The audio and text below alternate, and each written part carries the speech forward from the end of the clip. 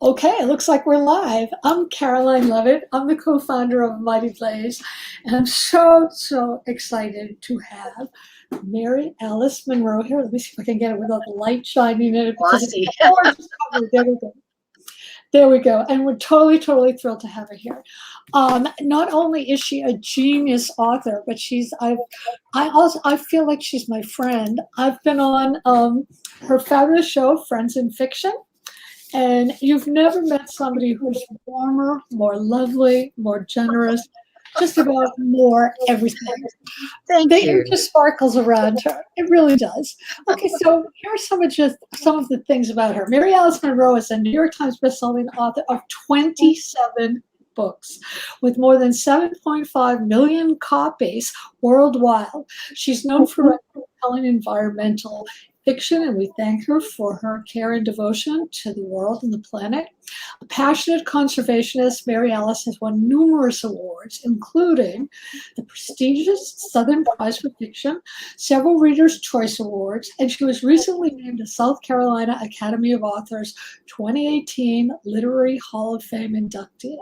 She's the co-creator, co-host of the literary sensation Friends in Fiction, which we're going to talk about later. It's this hit, incredible weekly web show and podcast. In addition to her latest adult book, I'll show you the gorgeous cover again, The Summer of Lost and Found, she makes her middle grade debut with the So, Islanders in June so 2021. excited. We're going to talk about Should that have it too. here. So, The Summer of Lost and Found is about one summer in the Rutledge family's life during the pandemic. And it's particularly about one woman who's torn between two men. But it's really about so much more. It's about loyalty, love, friendship, and one particular family and one very particular time, the pandemic.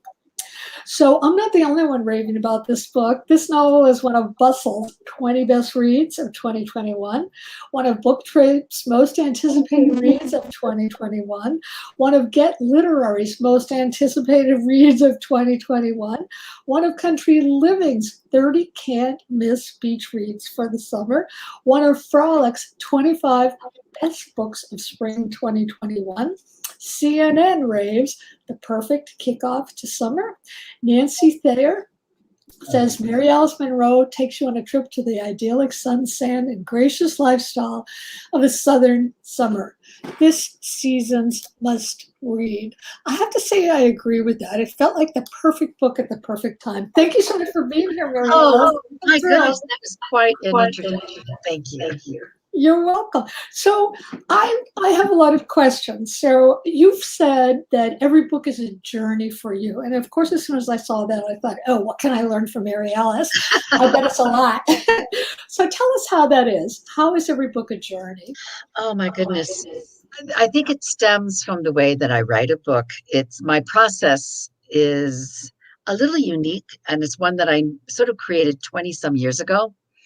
And it's when I had written 5 novels, and I always wrote from archetypal themes.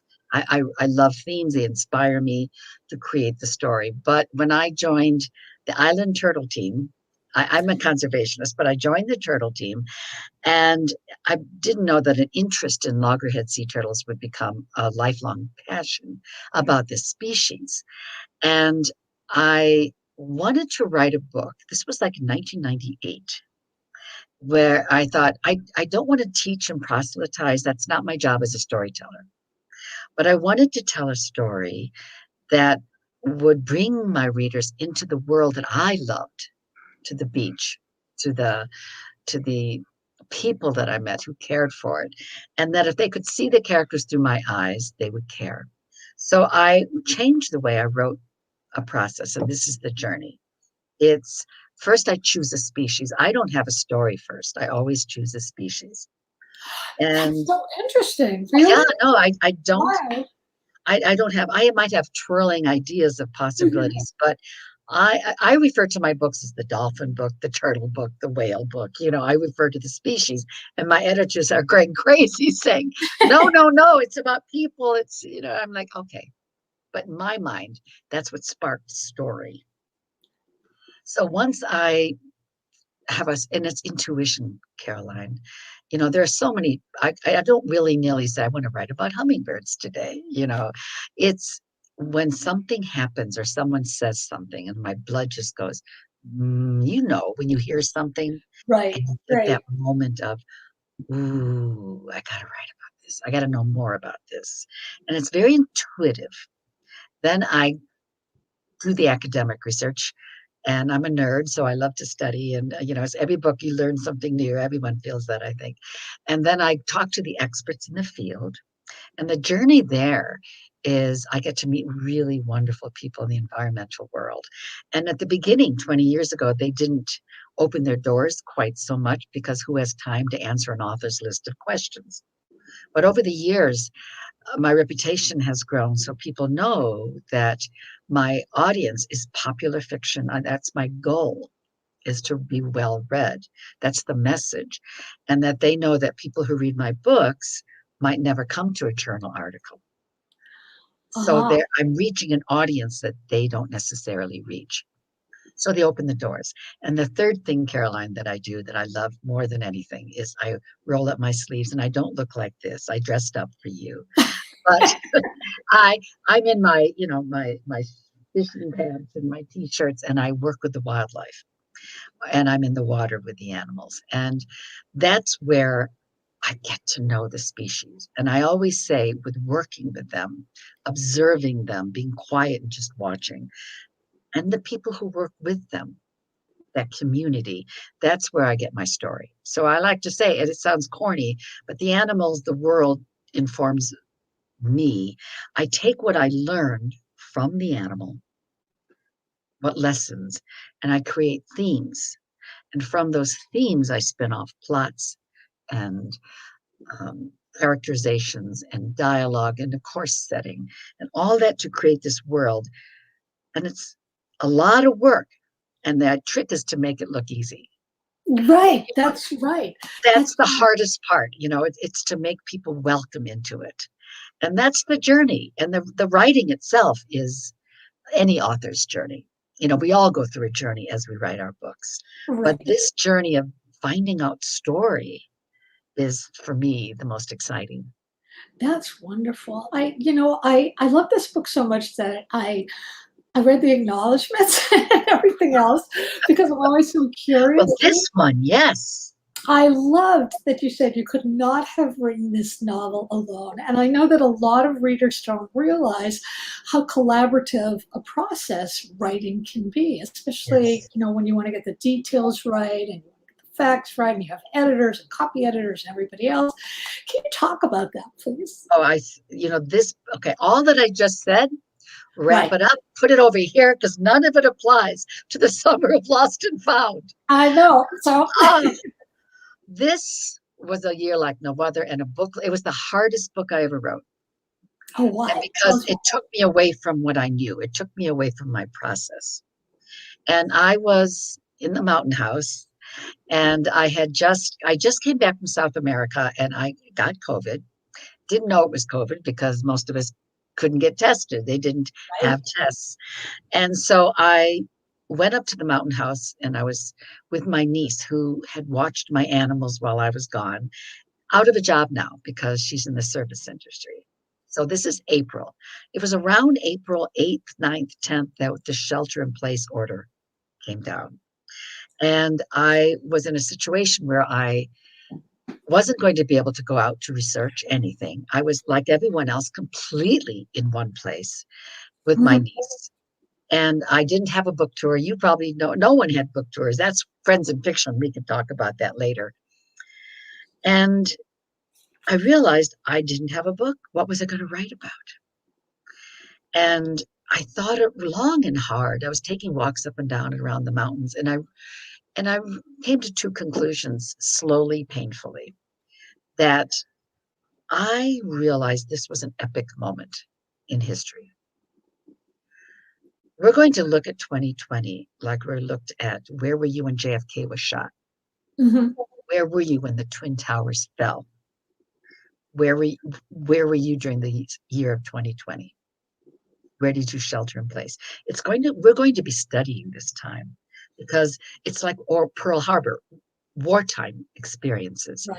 where we're confined, we're afraid for our lives, and emotions are heightened, and relationships, all relationships are tested. You form trusted groups. This is wartime. And I thought, I want to chronicle this. Now, it was a people have said, oh, I'm the first one that apparently the first novel that came out set against. It's not about the pandemic, it's set against the pandemic. Yeah. And because that's an important distinction. I didn't want to write about the disease. It's about the relationships. And I just realized that this was a scary decision because I wasn't going to be able to use my process. But I just felt that tingling. So the species that I was going to be studying, eyes open, ears wide, mouth shut, was human species. That and two things. What was in my backyard? I don't need to go study whales. I want to study what birds are coming to the bird feeder. How many of us during this pandemic sat outside and listened to the birds? We were home Right. more. What Right. we had when I saw new animals, I was really focused on what is that animal? What's its behavior? I'm not looking at exotic except in my own backyard. Right. That said, oh, Caroline, I agonized because I didn't have a story. But I had to write a story. It's not like I could think about it for a couple of years and create a story. I wrote in real time what was happening to this family. And that's another thing. I had a family, the Rutledge family, that I'd written about for 20 years. That's the Beach House series. And I knew this family so well that I thought I could use them.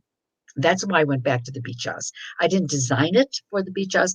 It just was the best way to tell the story.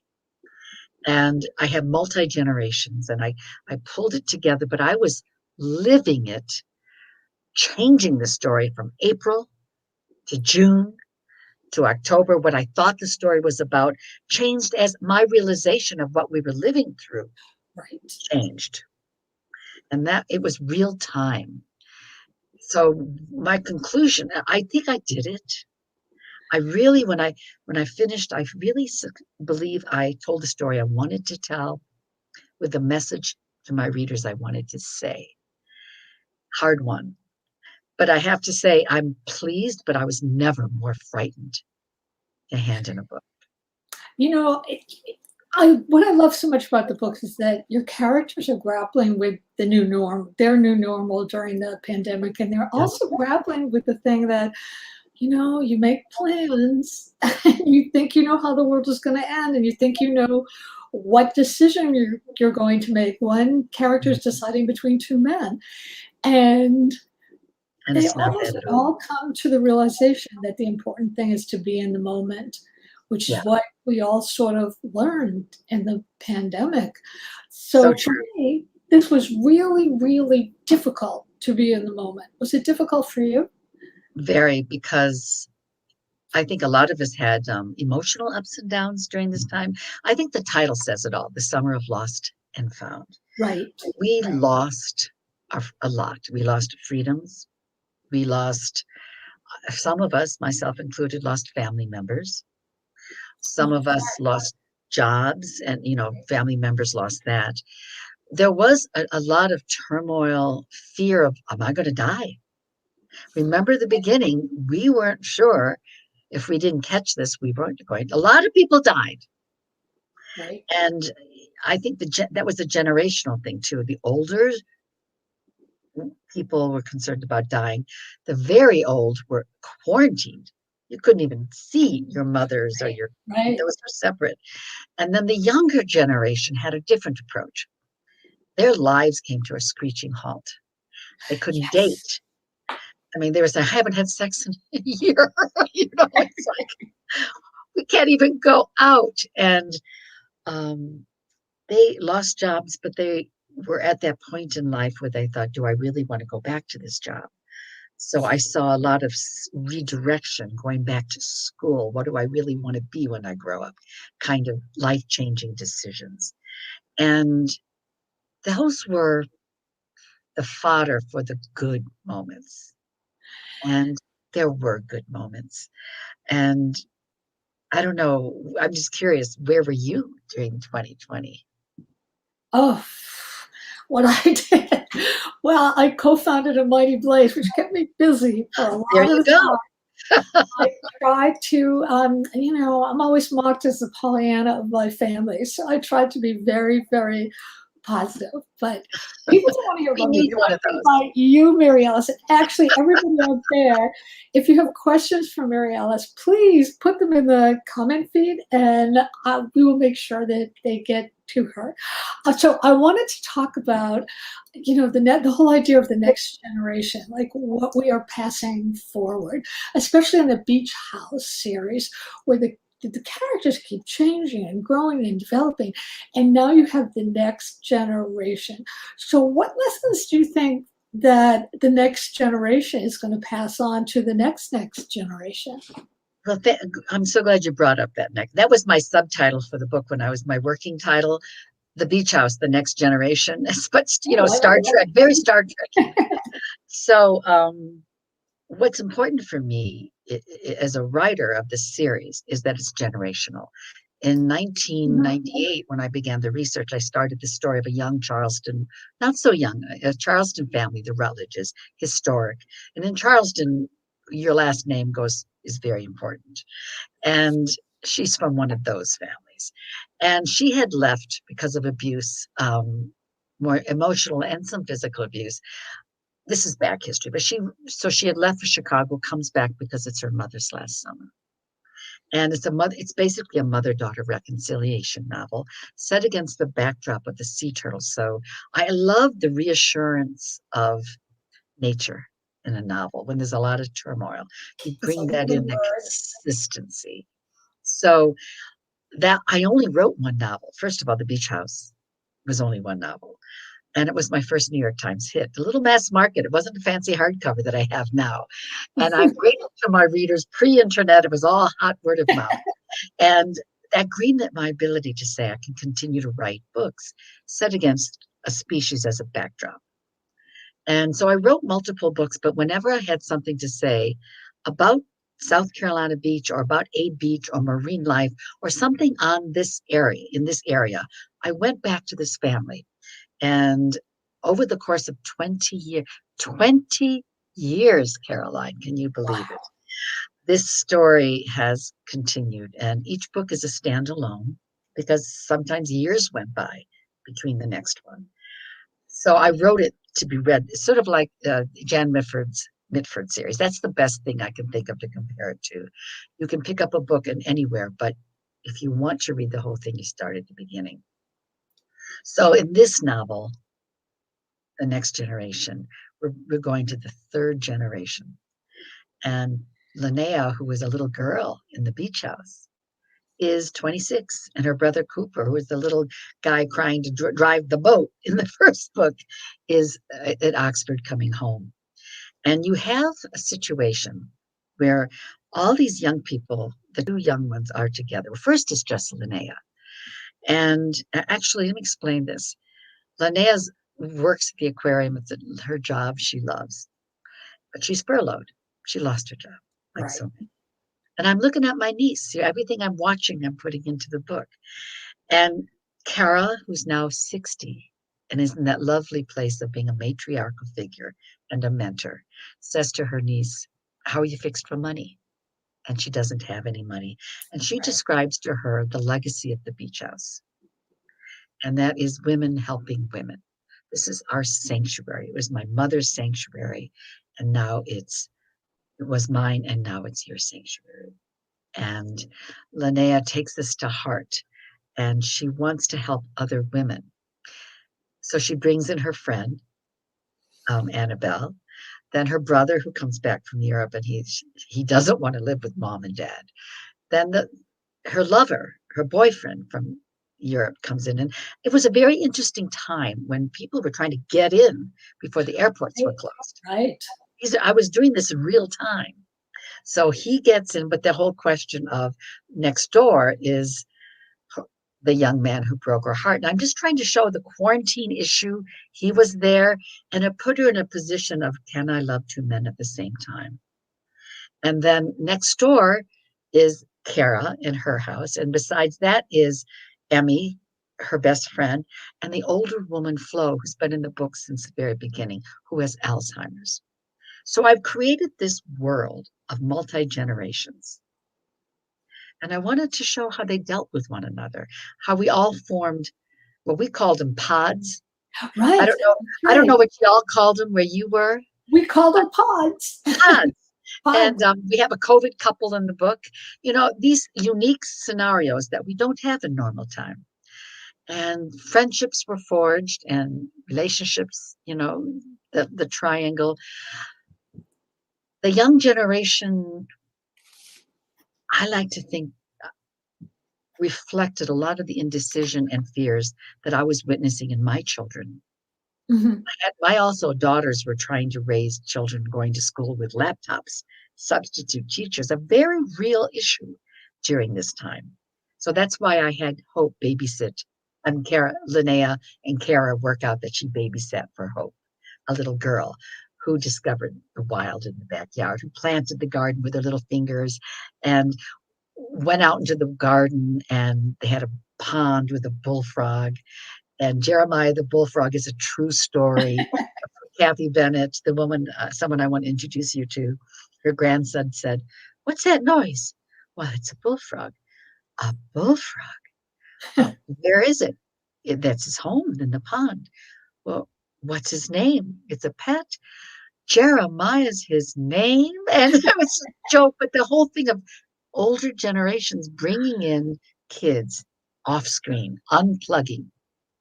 Kids unplugged, parents unplugged. They tried to unplug because there was so much electronics going on. Mighty Blaze is plugged, but you created a community. We Friends in Fiction created communities. So I think for me, it wasn't just bringing a new generation in, it was the juxtaposition of the older generation and their issues, the younger generation and their issues. And yet they watched out for each other.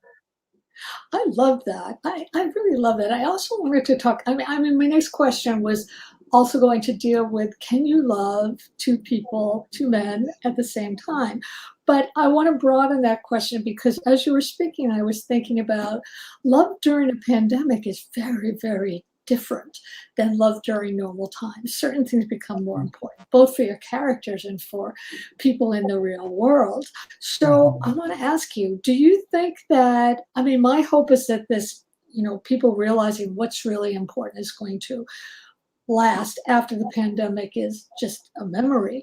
Do you think that it will? The book seems very, very hopeful on that, but I wanted to know I, what I your personal feeling is. I tend to be hopeful. I do. I wanted the book to be inspiring at the end. What was hard won for me was to live through it and figure out what is it that I want to say through this journey, after this journey. We authors, I like to call ourselves the old crones. We are the wise woman. I love that. I'm a crone. I love being the wise woman in the literary figure, right? Shares knowledge and wisdom with the next generation. So for me, by the time I reached the end and I was pulling my hair out and crying and depressed and how this book will never be anything, and because I was really witnessing what was going on around me and trying to draw parallels through my characters in the book. My sisters came in from Chicago and LA, and they lived with me, so I had the legacy of this little beach house. The the friends formed what a trust pod, where they had to trust the people in their pod. Oh, I That's love unique to that. this area. And even though there were arguments and, you know, contentious relationships, especially regarding love, they still had to trust one another because their lives were at stake. Health was at stake. Right? And at the very end, I remember there were a lot of people some people who had read the book were, and knew the series, right? There are people who knew what I was writing. They loved Gordon, this one character. What's not to love? He's a marine That's not biologist. right. He's fighting to fight climate change. He's English. He apparently has a good background in his families, and he's good looking. So, I mean, there's him. But then there's the The old love, the one that breaks your heart, the one that you know you don't want to know. And I think anyone can establish in their minds, oh my God, he's not the right one for me. But you can't deny the feeling, especially in close quarters. You can't escape. Right, right. So here we are, and you had Teen Gordon, Teen John. And it really wasn't for me about a love story. It really was just one of the things that turned the pages. And I had Linnea at the very end. And again, I didn't know this at the beginning of the book. I didn't plan it. I had to grow with them. And what we do on the beach, this is how I came to it. When a nest is hatching on the beach, when it's very, very dark, we can't trust that the turtles will see the brightest light in nature, which would be the sun and the stars over the water. So, because of the ambient light from the streets and the village, the hatchlings will come down out of the nest, turn around, and go back to certain death in the streets and in the Wow. houses. So, what we do is we sit at the beach at night, just a couple of us, and like midwives by the nest, and we wait for the nest to hatch. I know this scenario so well. I've done it so many times. So I thought this is the end of the season. And there's something I put Kara and Linnea, the two women, different generations, two major characters in the book. And at the opening, you remember she told her the legacy of the beach house, women helping women, which created a conundrum in Linnea because she was giving, trying to make everybody happy. She's a Right. pleaser. So here you are at the end of the book. And I was actually living this, thinking this. And they're sitting at the beach when it's so dark, you can barely even see each other. The velvet night. You can't see the ocean so far out at low tide, but you can hear it. And it's very rhythmic. And I think the familiarity of nature is very comforting during this time. So they're sitting there, and there's something. You've been outside, Caroline, when it's really like about midnight, 1 o'clock, those wee hours. The air shifts. It's cooler, doesn't it? Yeah. And cuddle up, just warm up. And I think it's almost ghostly. You tell stories, you confess. So that's when Linnea confesses to Kara, I'm lost. I don't know what to do. And Kara looks at her, this mentor crone, and says, my dear, you took the legacy too much to heart. You have to be selfish in a good way. You can't, you give and give and give to those nothing. And women do this. Women do this, yeah. Nothing left to give. I mean, you hear all the stories of the pandemic. I'm home with a house full of people. My husband isn't working. I'm doing the dishes. I'm cooking dinner. Women give and give and give. And she said, this is not healthy. What do you need? What do you young 26-year-old, what do you need before you can't choose anybody else? That crystallized something in her, and she moved forward to make a decision. It really wasn't, am I going to choose A or B man? Right, right, She doesn't. It's about what do I need? And right. I think that was the realization that I came through from this writing this book, from going through the pandemic. And I had studied for years Eckhart Tolle's live each day to the fullest. And you can embroider that on a pillow. It's so, yeah, I know it. It makes sense. It's wise. But Caroline, I did not get it. I did not really understand it until this year when I lost loved ones, Right. feared for my own life, when I did a lot of self reflection. What is it, Mary Alice? If you only had so many years left, if one, do you want? And also, what do you want for your legacy? Not just a career legacy. Right, right. Someone, my children, how am I going to be remembered? Hmm. And so Eckhart Tolle's words of live each day to the fullest became real for me right here, right now. Like, don't worry if we freeze in the Zoom, it's okay. It'll come back. Right, We'll right. talk to one. I'm talking to you now, Caroline, and That's I've right. been Right enjoying this right now. And also, what I do tomorrow when I wake up, that first step in the sand, that untrammeled sand, you get to take that first footprint in the sand. What are you going to do what's your intention when you take that step? And we get to decide that every day. And that's the biggest lesson. That's what was found. A second chance for all of us. I love that. I love that. And I just want to show this gorgeous cover again because I love this book. Get it in the light the right way. Thank you. I would love for you to talk about your middle grade book. I'm totally fascinated. It's also I should environmentally charged. looking. And Where is it? Where is it? I showed it to you. I want to know, was it different? Was it different writing in middle grade than, an adult book? And did you have to find new tools to make it work? What was it like? Tell us about the book. It's called The Islanders. And anybody who ever thinks I'm going to write a book for children because it's easier has no idea what he or she is Oh, I saying, know. because Everyone thinks I it can is write a kid's book. it's an art form unto itself. I'm a Yeah. writer, but writing for adults is very different than writing for children. I think some of the things that change is while I use the senses a lot for my adult novels, it's even more important for kids. Immediacy is very quick, and pacing is very quick. Vocabulary, it's a lot of issues. And I thought I had to be very sensitive about the issues I brought up in middle grade because of the age of the kids. And in fact, there's nothing you have to be afraid of. These kids are smart.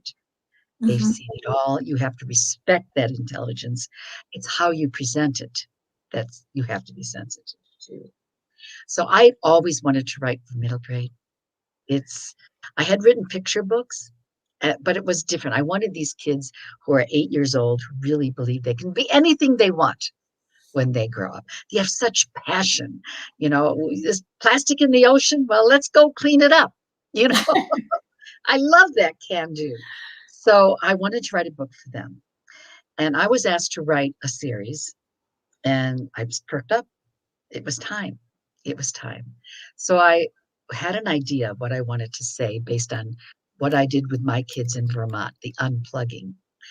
And I asked my longtime colleague and assistant if she'd be interested in working with me. Now, I have never, ever shared a book before.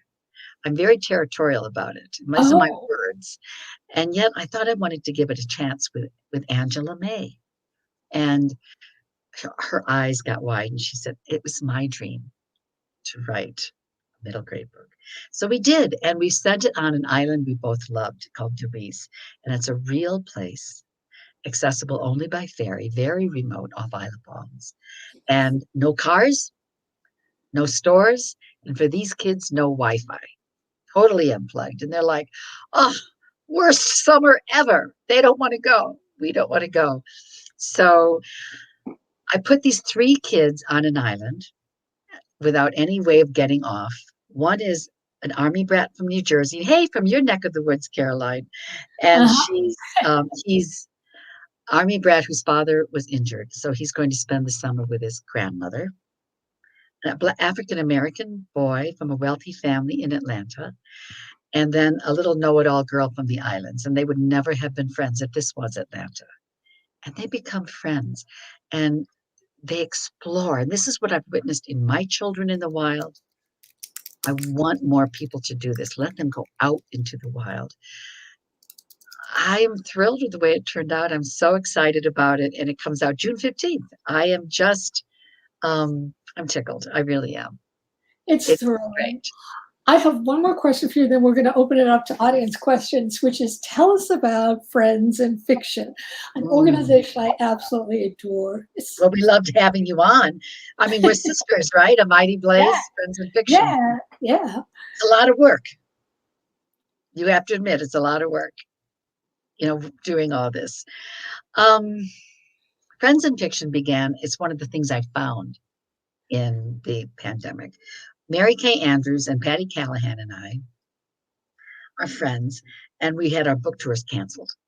And so we got on the phone, and actually, Mary Kay said, let's Zoom. And I'm like, what is this? So I had my 30-year-old teach me how to Zoom. And I'll never forget the first time we talked. we all had a lot of wine, rosé, and we're sitting out, and I thought I'll sit in the porch because I heard daylight's good. Well, of course, the sun sets and I'm getting darker and darker and darker. So I'm sure your tech guys are laughing now because we didn't know anything. I invited Kristen Harmel and Christy Woodson Harvey because they were Sister Gallery authors and their tours were canceled. And we all talked on the phone, what are we going to do? And what are we going to do for the bookstores? Because we know that these bookstores depend on authors to come Oh, through yeah. luncheons or events. And so we said, well, let's just talk about our books online on Facebook and see what happens, Facebook Live.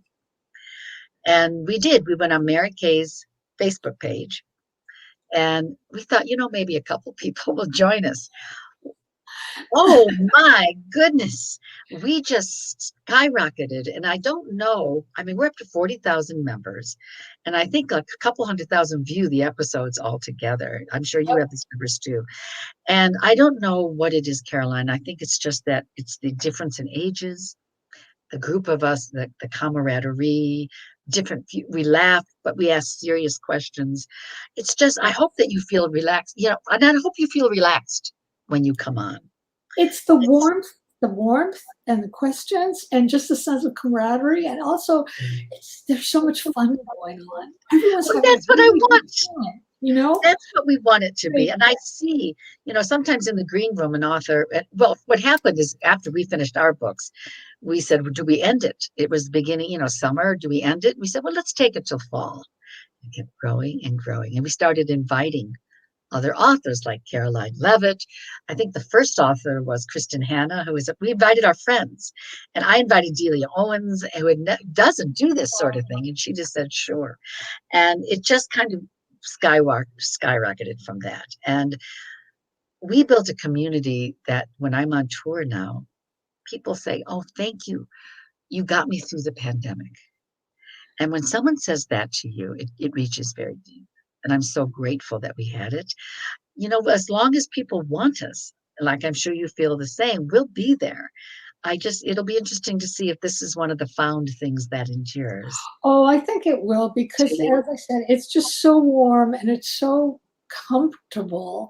You don't feel nervous at all. You just feel like I'm hanging out with my friends. Okay, so do we have any audience questions? Oh, yes, from Anissa Joy Armstrong. What is the hardest? She asked good questions. What is the hardest part of writing a series? Well, honestly, that's a really excellent question. I love series, and yet I love my standalones because there's more species. Like if I write about whales, it'll be a standalone. But like I said, you have to make a decision. How is the best way to tell this story, this species? I have one species called the Low Country series, which is set against dolphins, and I've worked with them for 6 years, and I already miss them. But that was a series that was designed as an author that you will read in a row. Otherwise, you miss steps, much like the Hunger Games. You don't read out of order. The Beach House series, it wasn't so much a decision after the first one because I only wrote one book. But after that, I did a second and I thought, well, maybe I'll do a trilogy. And I wrote another. And it was that demand. I was so fortunate. And not all authors have that. It's a blessing, really, to have a series adopted by so many and characters that are loved.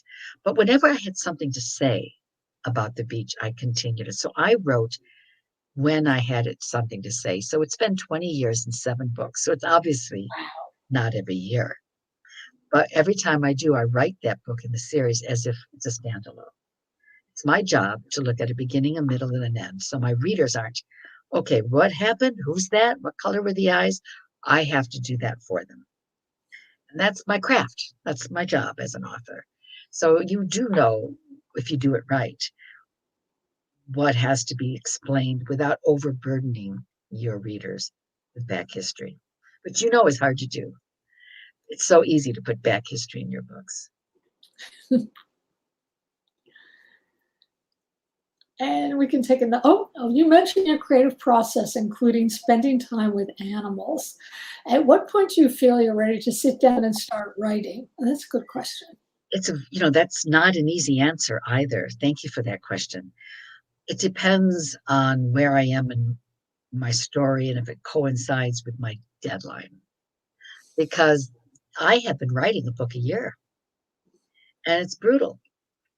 And I do it because I feel a sense of urgency of so little time, so many stories, so many animals. And it really has been for 20 years a determined effort on my part to get these messages out because I know we're running out of time with climate change. I know what's coming. And I take that very seriously. And I'm not trying to preach to the choir, I'm trying to preach to everybody. So I call it a beach book. I don't care. Just read the book. My readers know, my readers know there's a lot more in my books, Yeah, there is. that they're going to learn something. Mm-hmm. That's what I care about. And if I'm working on a book and I don't have the material and it hasn't even clicked for story yet, then I put it over here and I do something else. I have a couple of research things going on at the same time, but once I click into story, everything else goes aside and I focus. And at that point, I focus on always the human story because I know the science, I know Right, the animals. right.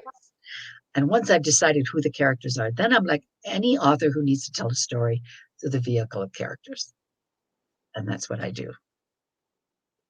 So there's no real answer. I know. I know. So thank you for your work in conservation. Which animal species would you most like to spend time with that you haven't yet? Ooh, well, I'm starting whales, and that's going to be amazing. I mean, I already started, but I have a long way to go. So I've been dreaming of it. And the other animal, you go from huge, the largest mammal on Earth, to the firefly. Oh, they only live for what, like 1 day or something? They have a very short life, and the love light that they have for mating. Wow. There's so many metaphors that I have been working on, and I've drawn up a lot of story ideas and things. It's just that it hasn't buzzed yet. It will. It will. And manatees. Oh my God, those sea Amazing. cows. I love manatees. And there's a book for manatees. It just hasn't, I've studied them.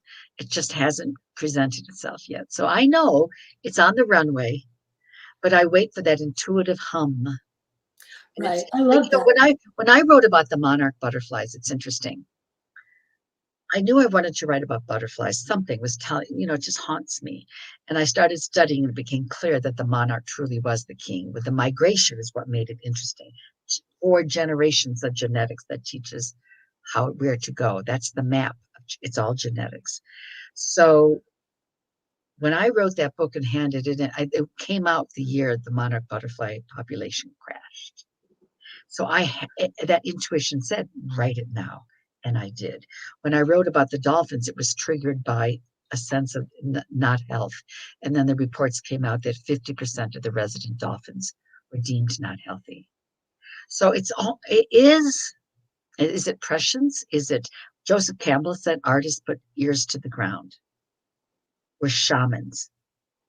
I absolutely believe that if you open up to it, that when we decide this story has to be told now, it's because we're trusting our shamanistic, Hmm. artistic antennas, our intuition, and now's that time. That's lovely. That's lovely. And I think that's true too. Mm-hmm. Sharon asks, when you are writing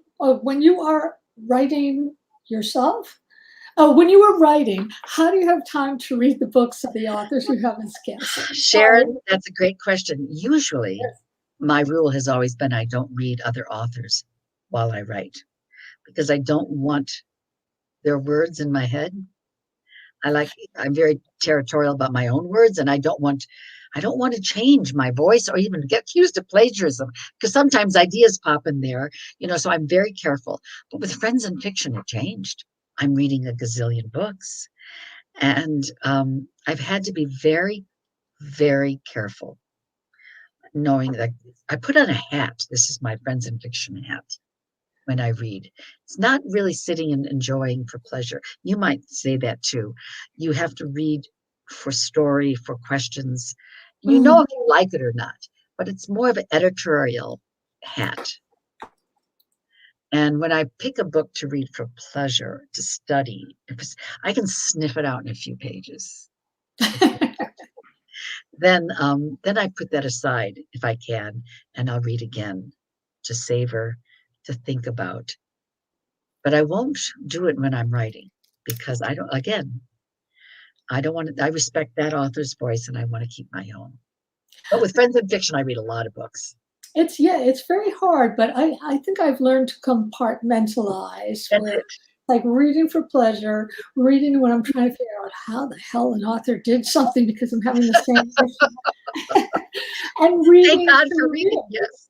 Reading for Yeah. real. We have one more question for you. What piece of writing or other advice would you most like to tell your younger self? A great question. I'd Mm, like to know. two things. As far as craft, I would say don't keep writing your first chapter. A young writer thinks they have to make everything perfect. And 90% of the time, it's so filled with back history, it's going to get cut anyway. Because young authors always think you got to know this before you start the book. So I always advise young writers look, you don't really know what your story's about when you start. You don't also know that you can actually write a novel, a beginning, middle, and an end, unless you do it. So take your ego over here. What is it you want to say? What is it, the story, the guts, and write that shitty first draft that Anne Lamott gave us permission to write. And you won't know what the story is until you have that draft. Then you begin craft. So that's number one regarding craft. Regarding personal life, you have to have respect for your work. And that means you find a space to write. A room of one's own is popular, that phrase, because it has meaning. It can be a small little, my first desk was a card table in my bedroom, and I put an old screen up there. And I had a Selectric typewriter.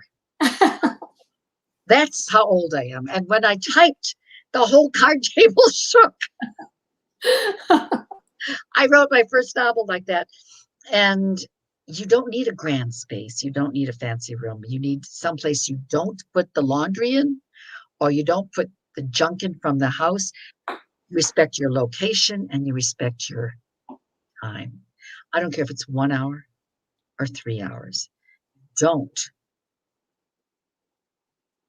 call up your friend. You don't let the kids knock on the door and say, Mom, I want some cookies or peanut butter. You put a sign on the door so you, I remember Nora Roberts told me a really good line, and I wrote it on a piece of paper because I was crying. My kids won't let me write. She says, What do you mean your kids won't let you write? And she said, you put a sign on that door. Is it blood or fire? If not, go away.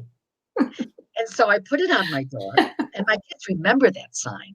And basically, I was saying, look, if it's a blood or fire, you call me, I'm out there. But for these 2 hours, I'm working. And unless it's important, leave me alone. And they learned to do just that because I would scream at them if they didn't. Because I said, this is my time. And I think everyone needs a time or a Mhm. place that you respect yourself and your craft enough that you do it. If you don't respect your craft or yourself or as a writer enough, then do something else. That's right. That's a lovely place to end. I want to show once again, if I can get it out of the light. It's a It's shiny such cover. a beautiful cover. It Okay, is. I love the it's a surfer. gorgeous. Here we go. There It's a you go. gorgeous, gorgeous cover.